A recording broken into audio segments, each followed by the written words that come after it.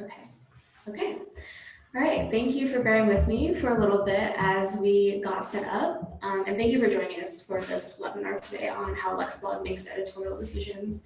We hosted one of these earlier this month for those who are interested in how LexBlog works. And it sounds like there's still a lot of interesting people who are curious about LexBlog, are intrigued by our publishing standards, and want to learn more about how they can be competitive in this community that we've built. Competitive in an empowering and and supportive way for everyone else in the community. We aggregate more than 200 posts daily, 6,000 posts monthly, have 23,000 contributors now and growing, and have more than 650 firms in our network. So we see a lot of content, and we take the dissemination of the quality content that we have very seriously. So to start, some introductions. My name is Melissa Lynn, and I am the associate editor at LexBlog. I am born and raised in Seattle, and my educational background is in journalism. As the associate editor, I manage all of the editorial content and social media for LexBlog.com. Oh, okay. Our team member Caroline just mentioned that I should slow down, so thank you. Feel free to let me know if I need to slow down at any time, because I do have a tendency to talk quickly.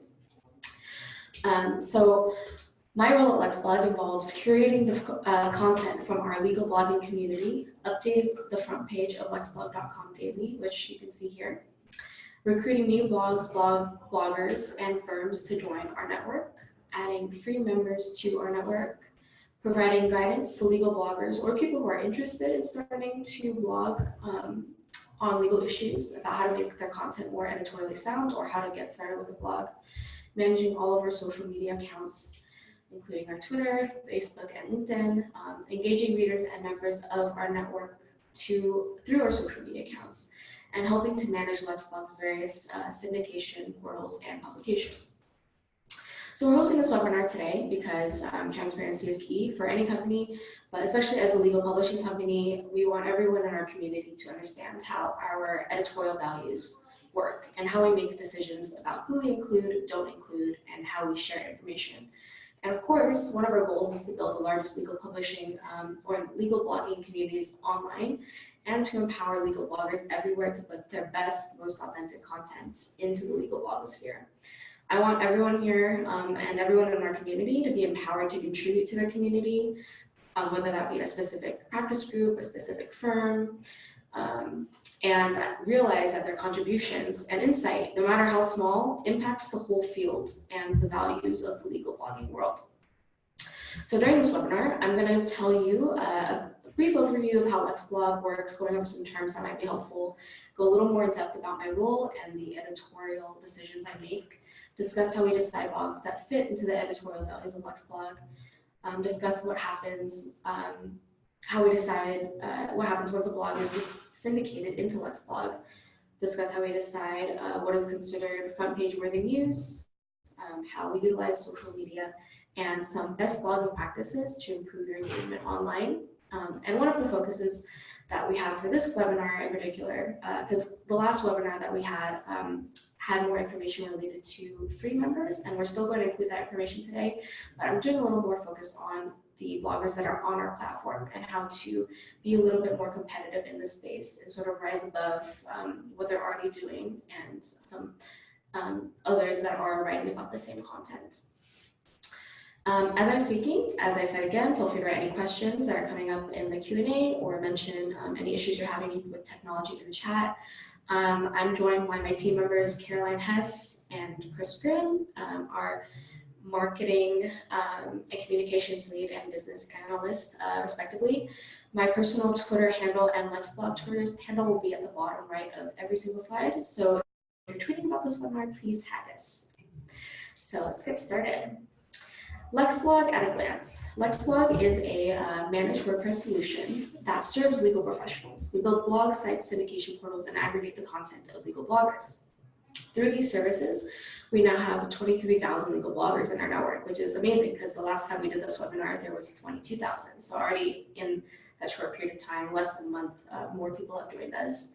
The parts of LexBlog that I manage relate to the first and last points on this page on our publishing site here, the link of which is below, publishing.lexblog.com. So I manage free blog syndication and lexblog.com. So to understand blog syndication and lexblog.com, there are a few terms that I'd like you to understand. Blog syndication, so syndication a method of republishing content on other sites. Any digital content can be syndicated. Okay, hold on a second. Just lost all sound. Oh. Shoot.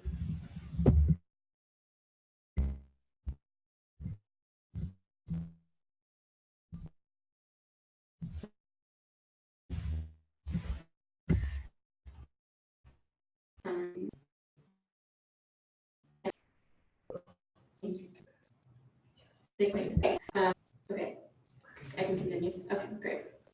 Okay, so where was I? Syndication. So any digital content can be syndicated, but of course the content that we're interested in is blogs. RSS feed stands for really simple syndication. It's a type of web feed that can be found through a URL that allows the syndication to happen. So if you use a feed reader like Feedly that reads RSS feeds to help you keep track of the many different websites you might be reading in a single place. RSS feeds is how we aggregate free member blogs versus the blogs that are on our platform, have a little bit more advanced type of syndication. It's called JSON feeds, which I'm not really going to get that much into. Free members, again, these are people who have a blog, not on the LexBlog platform. We syndicate their blogs via RSS feeds. These members get benefits such as having another avenue of readership through LexBlog, social media highlighting from us when they're doing good work, and their work also gets sent out on the newsletters that correspond to the topic of their blog. Influencers is something that is really important to our company and especially to our CEO, Kevin O'Keefe. Bloggers who are known for their blogging in the practice area are considered influencers. They engage with people in the community online and are leading the discussion on issues in their area. And we have a lot of influencers, a lot of people that we consider as sort of role models for blogging. And I'm always happy to send or let you know who those people are if you're ever looking for an example of how to carve out your professional presence online and you need a role model to emulate. When content gets indexed, that means it gets picked up by search engines, and all the content aggregated on LexBlog does not get indexed, so it won't compete with the original source, which is a very important value for us. We do not want to compete with anyone's work. We're trying to make their work more visible. So what makes it a blog? Both free member blogs and platform blogs. Well, original insight analysis, the best blogs don't just summarize and pass along information, they add value. Readers are going to your blog because they want to hear your perspective, otherwise they wouldn't be going to it. Tastefulness and refraining from overt self-promotion. Blog posts written as clear attempts at self-promotion or showing little taste is, unlikely to be included on LexBlog. There's definitely some blogs out there that have a little bit of self-promotion interspersed between their blog posts, but something that is just pure marketing for a firm, it will not be included. Writing for online readers, content that is easily scannable and visually attractive, whether that's done through imagery or formatting, is more appealing than content that is not. Engagement, the act of bringing in outside ideas and listening to the voices around you, is a really crucial part of effective blogging. Posts that demonstrate this ability while also adding value and offering unique commentary are much more likely to be included on LexBlog. And like any other publication, we want to make sure that these posts are relevant. They have prominence and impact, meaning they address national news issues, or they address issues affecting a large community or relevant communities. So of course, these blogs will see a heightened level of visibility on LexBlog. Promise and impact, so covering national stories, is not going to make the difference between a post or blog appearing on LexBlog or not. But of course, blogs or posts that do show promise and impact will be more likely to appear on the front page. And of course, subject matter and categorization. Blogs must relate to law and hopefully cover one or a few specific areas of law. So there are a number of reasons why we reject blogs, meaning don't include them on LexBlog for syndication. They're not law. That's the first one, of course. They have to be law. They're vague, they're not a blog, they're long, redundant. They constantly repost or plagiarize, which is really unacceptable in any publication. And if also, we're an aggregator, of course, so we won't include other aggregators. And again, self-promotion is not something that we necessarily want, but it's not a make or break. You know, we see posts that end in a few pitches to get in touch with the firm saying, thanks for reading my post, please get in touch with me or my firm, and that is absolutely fine. But when that section becomes several long paragraphs and is longer than the actual body of the post, that's kind of a problem for us. And because readers online don't appreciate that. They see that as very advertorial. And so, of course, we want to appeal to the readers and the community. When we reject blogs, well, I also do a gut check. I would ask, would I personally be interested in reading this blog? I would ask, would other bloggers on LexBlog find value in reading this blog? And I would ask, if a random reader stumbled upon this blog on our site, would I be proud to say that this is the kind of content that LexBlog supports? And if the answer to that is no, then of course then it's a rejection from us. And when we reject blogs, we'll send them bloggers and firms notes for improvement. And we genuinely do encourage people to reapply again. And people have reapplied again or explained some of the rationale for the way they do things, and we have included them once they've shown that they've made changes to go more in line with our editorial policies. So for me, and I think for the whole thing that we're doing here, we want people to realize that blogging is about engaging with your community and carving out your identity in that space, in that community, by developing your professional presence online. 1 second, what's that? Oh, okay. Okay. One moment to fix everything. Okay, so we're having audio issues at the moment, so we need just a minute to fix everything. You have the mic on your computer on. Oh, shoot. So it's Okay, yeah. creating feedback. Okay. How long has that been happening? The whole thing. Really? Wow. Okay. It's fine. Okay. Okay, let's fix that.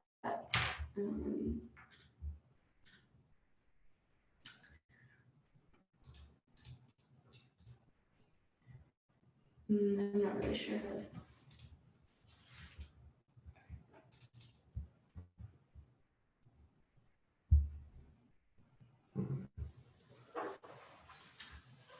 Would it be easier to just remove the microphone and just go from the computer? You can try it. Okay. All right. Our dedication to transparency is we're having issues. Yes. Being very transparent about our technical issues right now. Okay, it's good. Can everyone hear me okay? Yes, we're good to go. All right, thank you all for being patient. So as I was saying, blogging is all about carving out your professional identity online.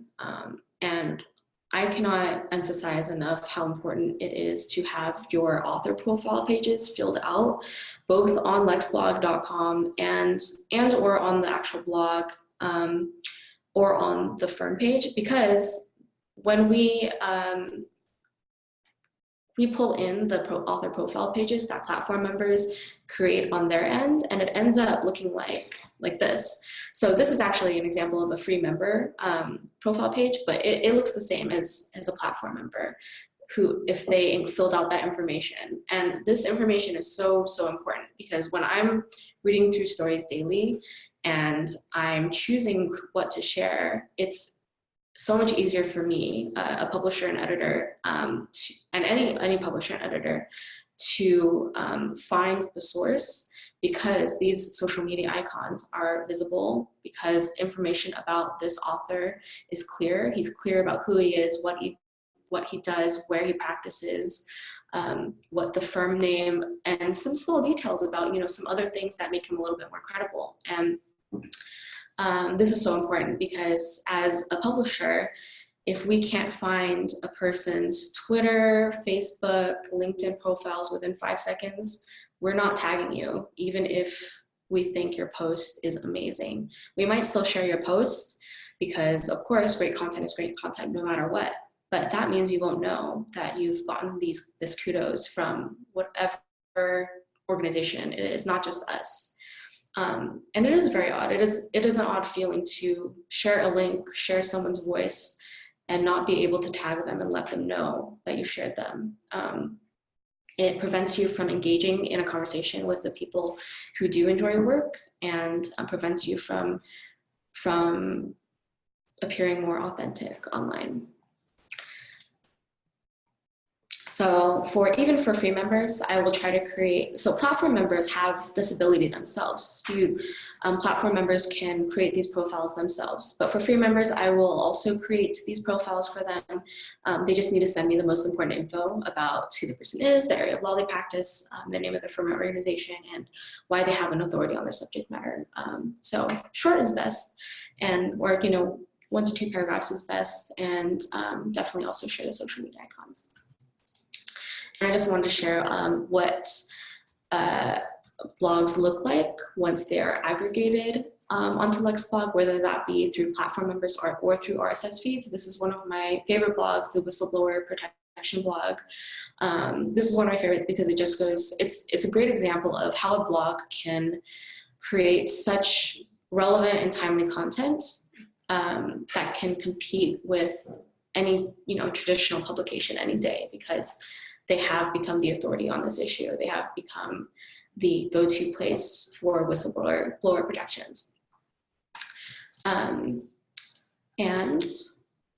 This slide right here is difficult to read, and that's fine. The point here is not for you to see what's actually going on. I just want to give you an idea of what I see when I'm looking every single morning at all the posts we get, all 200 posts we're getting. So to choose the stories that I would like to feature on social media and our front page, I click on every single link, every single one of these links on the very left. These are the headlines of stories, and I will read every single article. And so I will choose stories for front page and media, for media promotion, based on unexpectedness. If an event is out of the ordinary, it's going to have a greater effect than something that is an everyday occurrence. If it has conflict, we all enjoy reading about opposition, or we all just are intrigued by it. Opposition has a really dramatic effect a lot of times, and stories with conflict are really newsworthy.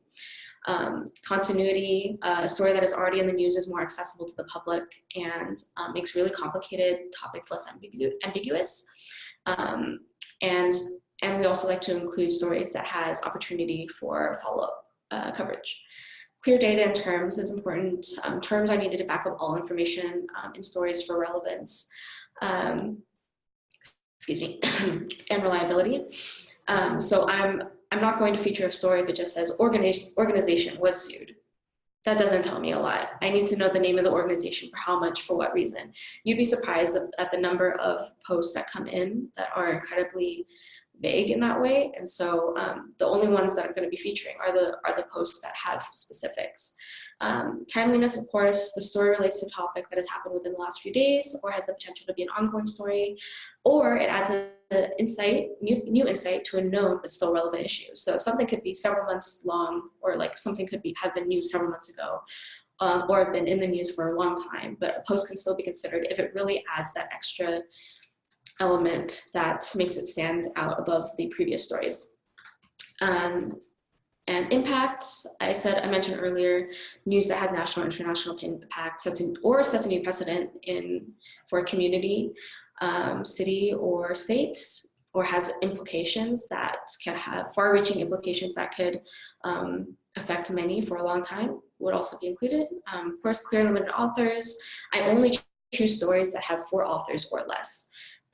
It depending. Of course, there are some pieces, bodies of work that have clear, in-depth investigative reporting, and of course there might be more authors who worked on that post. But generally speaking, for shorter, everyday blog posts, readers aren't going to find it believable if a blog post is authored by 5 or more people. So therefore, I will not feature posts that have that many authors. Co-optation, a story that's only marginally newsworthy may be featured if it's related to a major story. Engagement of influencers, references and quotes of the commentary of leaders and influencers is really great for the front page and social media. Again, original insight and commentary. People aren't going to your post to just read dry news. They like to hear commentary and voice. And that doesn't mean interjecting your opinion, but that just means being authentic with the way that you structure your work and not just following a cookie cutter sheet. And again, or not again, I haven't mentioned this, but we like posts that show the full original article most of the time, unless there are always exceptions to every rule. But for posts that only show excerpts of the stories that originally appeared on other places or other legal aggregators, we won't include that for the front page or social media. And for me particularly, I have a really particular interest in social justice issues. So I will heavily feature issues of mental wellness in the law, issues in law school and education, energy and environmental topics, stories that highlight or impact marginalized communities, settlements involving major well-known corporations or institutions, or things that show major corruption or systemic issues, innovation in law, and also stories about the topic of legal blogging and legal publishing. So once I choose a story for the front page, sometimes I have to edit headlines. So here's an example of a headline I edited. The first at the top here, this shows what the original headline was. Hey, new dads leave too. And it's a cute headline, but it doesn't say a lot. And most people, when they see that, they'll be like, well, that's obvious. I don't need to click on the link to learn more. But then what the actual story was really getting at was this major this story about discrimination at JP Morgan. So that's the part that should be in the headline. And that's some way to make your story stand out, not just for us, but also anywhere online, making the headline very specific. So I ended up changing this headline and put it to our front page. And once we choose stories for the front page, I manually choose the templation. I choose which story is considered the most important for that day, put it in the left, secondary stories in the middle, and then everything else on the right side.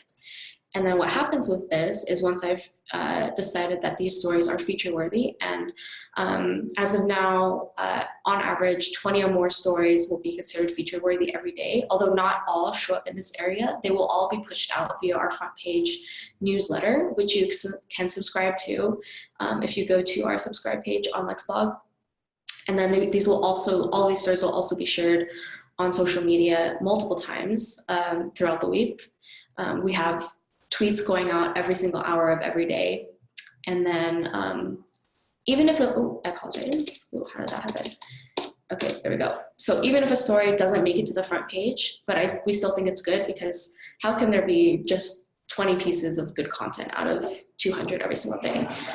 I'm gonna be sharing likely around 50 to 60 stories on social media from that batch of 200. So even if something may not be front page feature worthy, it could still go on social media. We have a lot of firms, 650 plus firms, and maybe possibly more as of today. And there's a way to write and make your article stand out against the others, because sometimes I'll see 10 articles from 10 different firms all written on the same topic. So how can I choose which one is going to be the best? How can I choose which one is the one that gets to the front page or the one that gets to social media?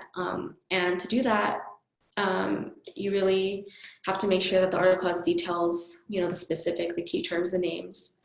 Imagery also helps. Imagery adds another layer of storytelling. It gives more context to your story. Being clear about the sources, linking to additional sources, linking to additional commentary. A so what, explaining the so what it's so simple, but it's something that a lot of people forget. And it can be anywhere in the piece. It can be in the headline, or not the headline, it can be in the lead, it can be in the conclusion, just saying this news has implications because, and just go from there. And that's enough for me to decide that something is front page feature worthy. And of course, authentic voice is better than a simple dry report. Although I will say these reports or just very formatted outlines about news absolutely have value in their own right, and are very, very valuable from a research and perspective, or any number of perspectives, but those aren't the ones that I'm going to be including on the front page. And of course, the most important thing is passion and genuine insight on the subject. So we use a platform called Buffer to schedule the sharing of tweets on Facebook, or to schedule the sharing of posts on Twitter, Facebook, and LinkedIn. When sharing on social media, I will try to share an interesting quote, try to explain the so what of the article versus just copying and pasting the headline, and also paraphrase or summarize the article. And I will always tag the firm or the specific blog's social media handle and the authors if they have social media handles. So again, make sure you have your social media handles accessible. Otherwise, you will not know if we have featured you. In a tweet, and this is not just for us, but if you're on social media, then you really should be thinking about this when you're crafting your messages online. Readers should get an explanation of what is important about the article. So versus just on the left side, here's an example. Here's Kevin O'Keefe, our CEO. The headline of his article is "Blog for You." And so if I had copy and pasted that and just did that, it would have just said "Blog for You," which doesn't say a lot. So what we actually shared was, why do you blog? Blogging for SEO and content marketing has created a lot of noise, according to LexBlog CEO Kevin O'Keefe, but blogging to reflect on what you have learned, to join a conversation, and to build a community still works. Some last things I really want to leave you with, really have your about sections, your profile pages filled out. People should know what your blog is for and what your writing is for. What is it for? Lawyers? Is it for contractors? Is it for contractors in a specific state or metro area? Why are you writing about this? Do you have a specific personal, goal in mind? Like, is this topic that you're writing about important to you, and why? It's okay to be personal online. People are craving authenticity, and so they would appreciate any sort of additional passion that you're expressing towards your topic. Readers should know the kind of content that they should expect to read on the blog, whether that's more opinionated pieces, more blurbs, more reflections, and also, of course, why the bloggers are a good source of information. So whatever degree, whatever school you went to, or whatever area you practice in, or any other accolades that you might have. Lastly, I really encourage you to share your work. We share your work because we think it's amazing. I honestly have a great time. I have the best time ever coming into work and reading all these stories every day. It's such a privilege to read all of this compelling work and to be able to share it. So you should feel empowered to share your work as well. And of course, include imagery, because on social media, imagery is everything. And you want to make sure that your post includes imagery so that it translates well to social media. And the best specifications for that, generally speaking, though you might have to look up depending on if you use different platforms, but generally speaking, most platforms do well with images with 1200 by 630 pixels. All right, that's it. My email is melissa@lexblog.com. You can always email me about how to craft your posts or social media, or if you're looking for guidance for blogging, or if you're looking for role models, I can point you towards some great ones that we have. You can always email me or tweet at me if you think there's a story that we didn't highlight and we really should, because of course, more than 200 posts, sometimes 300 on a really good day is a lot. I'm not going to be able to read through everything. And I am now open to questions.